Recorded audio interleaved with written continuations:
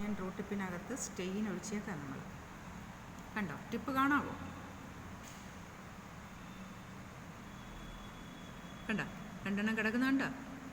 അതാണ് onion root tip. ഇത് നമ്മളൊരു 5 മിനിറ്റ് വെച്ചേക്കാം. നമുക്ക് ഈ സ്റ്റെയിൻ ഒഴിച്ചിട്ട് 5 മിനിറ്റ് വെച്ചേക്കാം. എന്തിനു വേണ്ടിയിട്ടാണ്? ഈ സ്റ്റെയിൻ സെല്ലിൻ്റെ ഡിഫറെൻറ്റ് റീജിയൻസിലൊക്കെ അബ്സോർബ് ചെയ്ത് വരുമ്പോൾ നമുക്ക് ഈ ക്രോമസോമാണ് ഇവിടെ സ്റ്റെയിൻ പിടിക്കുന്നത്.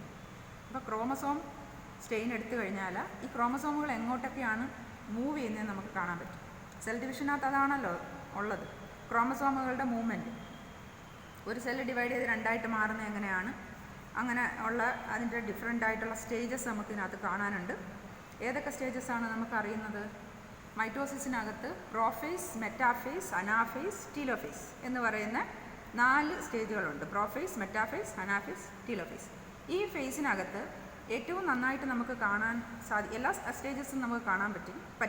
എങ്കിലും മെറ്റാഫേസും അനാഫേസും വളരെ ഡിസ്റ്റിങ്ക്റ്റായിട്ട് നമുക്ക് കാണാൻ പറ്റുന്ന 2 സ്റ്റേജസാണ്. അപ്പോൾ പ്രോഫേസ് എന്ന് പറയുമ്പോഴത്തേക്ക് നമുക്കറിയാം ന്യൂക്ലിയർ മെംബ്രെയിനും ന്യൂക്ലിയോലസും ഒക്കെ തന്നെ ഡിസപ്പിയർ ചെയ്ത് പോകുന്ന ഒരു സമയമാണ്. അതേസമയം മെറ്റാഫേസ് എന്ന് പറയുമ്പം ക്രോമസോമുകളൊക്കെ ഇക്വറ്റോറിയൽ റീജിയനിൽ അറേഞ്ച് ചെയ്ത് വന്നുകൊണ്ടിരിക്കുന്ന ഒരു സമയമായിരിക്കും.